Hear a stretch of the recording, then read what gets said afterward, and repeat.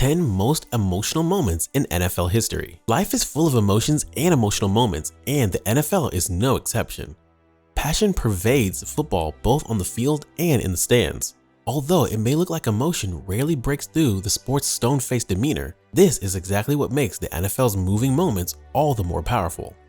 Many of these emotions are ringed with melancholy, but also powerful emotions come from tragedy, resilience, and healing. In today's video, we'll be looking at the 10 most emotional, tear-jerking, and heartwarming on-the-field moments in NFL history. Watch this video to the end, as these moments are sure to make you emotional too. Don't forget to like this video and subscribe to this channel for more amazing content. Let's dig in. Number 10. Just win, baby. Oakland Raiders owner Al Davis was as influential as he was fiery. Davis helped shape the National Football League as we know it, and his death at age 82 in October 2011, a day later the Raiders played a road game against the Houston Texans, and a moment of silence was held for Davis during all games that week. That wasn't all, as the Raiders wore a black decal with silver letters AL on their helmets. While holding a slim 5-point lead with seconds remaining, the Texans knocked on the door for the game-winning touchdown, but Michael Huff stepped in front of Jacoby Jones to intercept Matt Schwab's pass and secure the victory. After the final whistle, Hugh Jackson, the head coach of the Oakland Raiders, sank to one knee, racked by heavy sobs. Huff told the Associated Press via USA Today, "We know he's looking down on us right now. This win is for him. I appreciate everything he's done for this organization. He's never gone in our eyes. We'll never let him go. He's with us." The Raiders lined up with only 10 men on the deciding play in error, but Huff was the only one who mattered, and Davis would surely have relished such an unconventional victory. Number 9. Eric Berry returns. Kansas City Chiefs safety Eric Berry was diagnosed with Hodgkin's lymphoma prior to his 26th birthday. Berry promised that he would be back from the cancer scare. True to his word, the NFL champ returned to the field 10 months later with a loud and thundering ovation at Arrowhead Stadium in September of 2015. The Chiefs' position fell to the Denver Broncos that day, but what really mattered the most was the mere fact that Berry not only overcame lymphoma, but also stayed in shape and went ahead to compete in a professional football game less than a year later. In late October of 2015, Berry put the home fans to a frenzy once again with a diving interception against the Pittsburgh Steelers, which was his first pick before returning. The arrow shooting celebration of Berry showed that his enthusiasm had not dimmed. Number 8. Win one for Chuck. Indianapolis Colts head coach Chuck Pagano in 2012 had to leave the team in order to receive treatment for leukemia, and offensive coordinator Bruce Arians assumed the interim post. The team saw an inspired run of play which put them at 10-5 going into the final weekend. Pagano made a return to the sidelines for that Week 17 matchup against the Houston Texans, and he made a statement to reporters at the end of the game via NFL.com. "The best medicine that I received was just watching them play week in and week out. The Colts dominated the game and led for nearly the entire contest, even with their postseason berth all sewn up. There was a rather shaking ovation from the crowd and a heartfelt applause from the Texans sideline when the Colts team played a moving video tribute to Pagano in the stadium. The result was all but decided after his coin flip. Number 7. Punter surprises military family with more than new car. Getting to choose one military homecoming is to choose them all, and while some are executed with more of a gotcha factor in the surprise, others are more of the earnestly emotional moments which makes the homecoming a special occasion and an opportunity to give appreciation for service.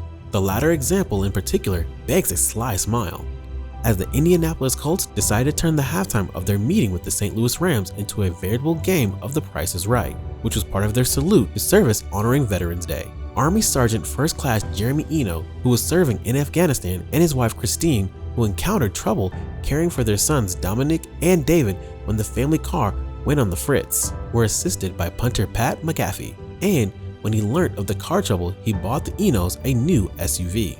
With the help of the team mascot Blue, McAfee revealed the brand new car, which was really a Trojan horse for the big reveal, as Jeremy just came home from his tour of duty. Number 6. The league's youngest coach.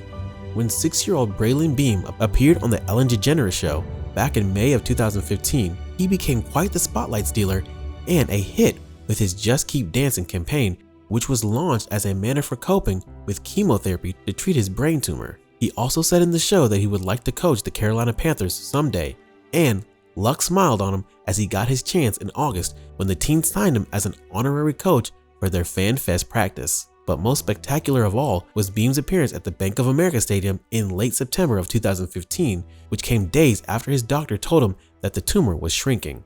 Young Beam banged the team's keep pounding drum. This drum was created in honor of former linebacker and coach Sam Mills, who died of cancer in 2005.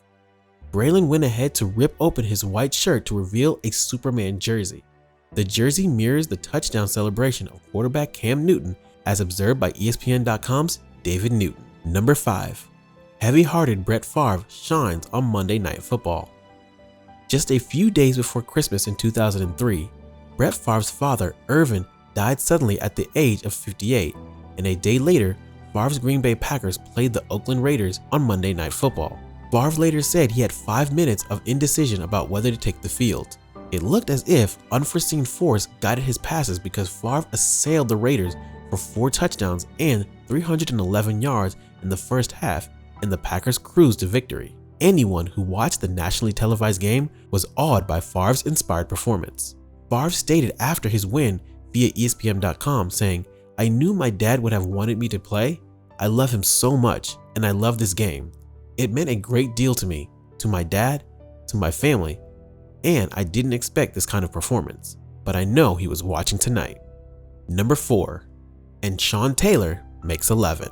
Sean Taylor was a rising NFL star before he died an untimely death at the age of 24. He was a national champion at Miami and also number 5 draft pick by the Washington Redskins in 2004. He merited a pair of Pro Bowls before tragedy struck. Armed intruders shot Taylor in his Florida home on November 26, 2007.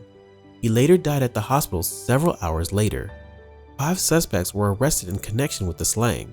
They were convicted and sent to prison, sent shockwaves in the sporting world, prompting an outpouring of grief as well as love and support for his family and teammates. The next game of Washington, whilst hosting the Buffalo Bills, defensive coaches and players decided to make a powerful tribute to Taylor, and in addition to that, there were many other emotional remembrances that day. And when the Bills ran their first play from scrimmage, Washington's defense lined up with 10 men. Also, the player responsible for Taylor's position, Reed Doughty, stood on the sideline. Associated Press via ESPN.com noted Redskins coach Joe Gibbs wasn't aware ahead of time the players were going to honor Taylor that way. Doughty explained the gesture and made a statement saying, "It was important for the team to know that Sean was with us one last time on the field. He will always be with us, but that was special." Number 3. Football returns to Superdome.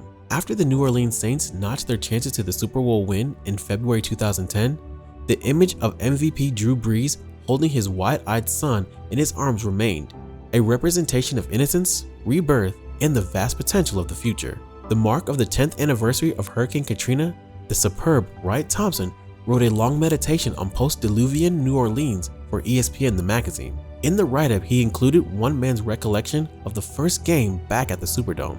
Shaq Brown went to the Monday night game against the Falcons and saw Steve Gleason lock the punt in person, and he doesn't talk much about that either, except to say that during the game, Thompson did his best to capture the charged emotions bubbling under the surface for so many New Orleans, and he went ahead to encapsulate the power of the Superdome's return to a football venue instead of the damaged and dangerous emergency residence it had been.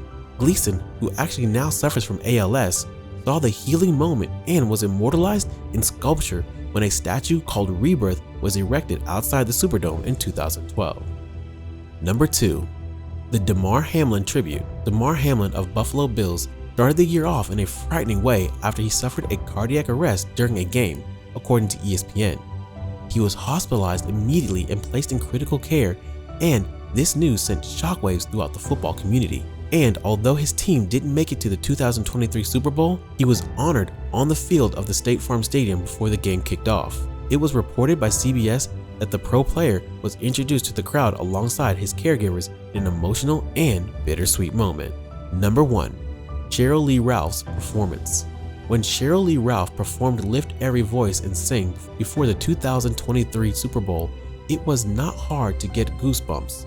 Lift Every Voice and Sing, which is alternatively known as the Black National Anthem, is also a powerful hymn that symbolizes the solemn yet hopeful appeal for the liberty of Black Americans. Ralph's performance was quite notable because, as the star posted on Twitter, the date marked the 123rd anniversary of the song's debut. It was indeed a memorable and emotional Super Bowl performance, not just for the players, but also for the audience. That's all we can take for today's video. Do let us know what you think about these emotional NFL moments in the comment section below. Don't forget to like this video and subscribe to our channel for more super fun, interesting, and amazing content.